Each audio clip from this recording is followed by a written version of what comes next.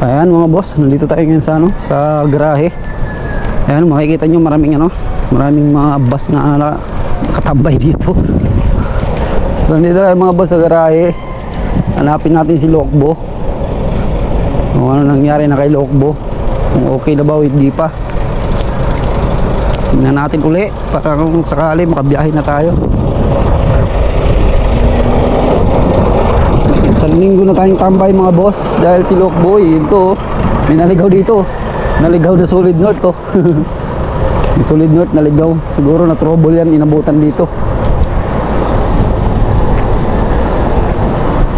Tingnan natin saan kaya nilagay yung si ano.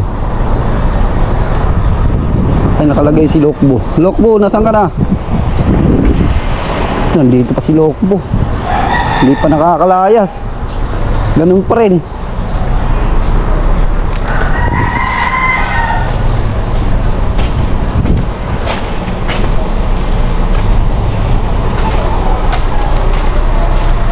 Ay mga boss, si Lokbo nandito pa rin, no.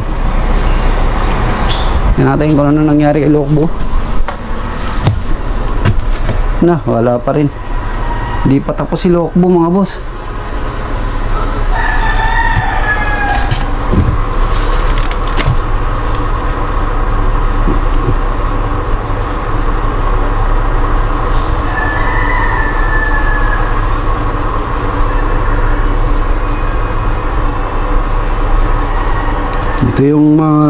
Ito mga boss yung ginawa kay Lokbo. Yan. Lahat yan.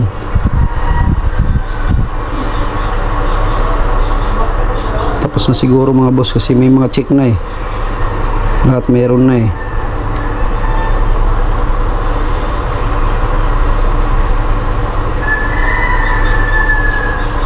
Ayan. Ito si Lokbo mga boss. Yan.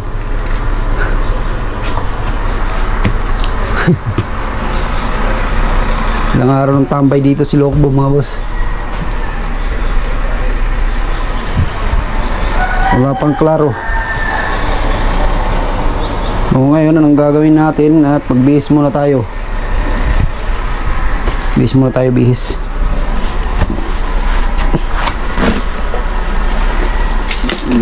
Hindi ko alam kung makakabiyahe na ba tayo.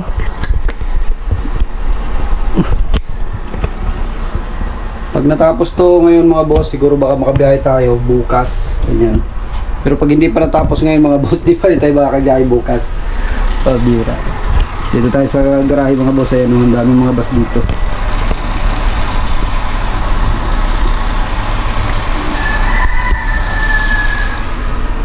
Lokbo yan, si Lokbo. May sakit pa si Lokbo mga boss. Dito kasi mga boss, pag pini-PMS na si Lokbo, kumbaga naabot niya na lahat yung yung mileage na takbo. Parang kagaya sa motor, pag gumabutan ng 1.5, chini-check up na, palitan na ng langis. So PMS to. Ganun din yung bus mga boss. Pini-PMS pagka na-reach niya na yung yung mileage niya. So PMS para ma-safe. Para ma-safe si Lokbo mga boss, ganun yun.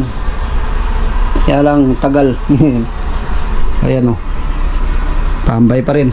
So, base muna tayo mga boss. Init-init.